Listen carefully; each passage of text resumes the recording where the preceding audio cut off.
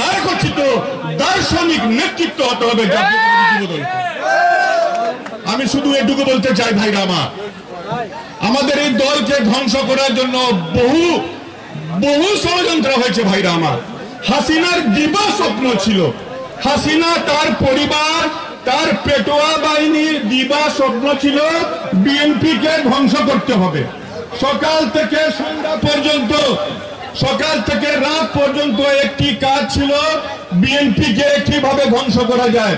হামলা মামলা নির্যাতন নিষ্পেষণ গুম দিয়ে বিএনপি কে ধ্বংস করা যায়নি ভাইরা আমার। তারা চেয়েছিল দেশনেত্রী বেগম খালেদা জিয়ার নেতৃত্বকে তারা শেষ করতে চেয়েছিল। জাতীয়ভাবে আন্তর্জাতিকভাবে 2008 সালে আমার প্রিয় নেত্রী দেশনেত্রী বেগম খালেদা জিয়াকে প্রস্তাব দেওয়া হয়েছিল।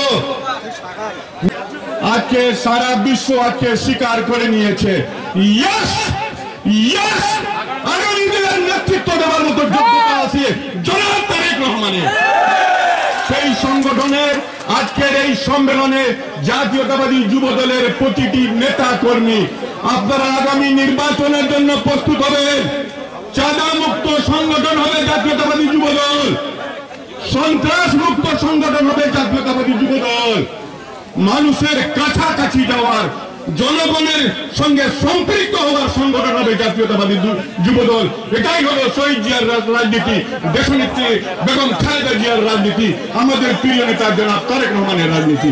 সেই সংগঠনের আজকে সফলতা কামনা করছি। পাশাপাশি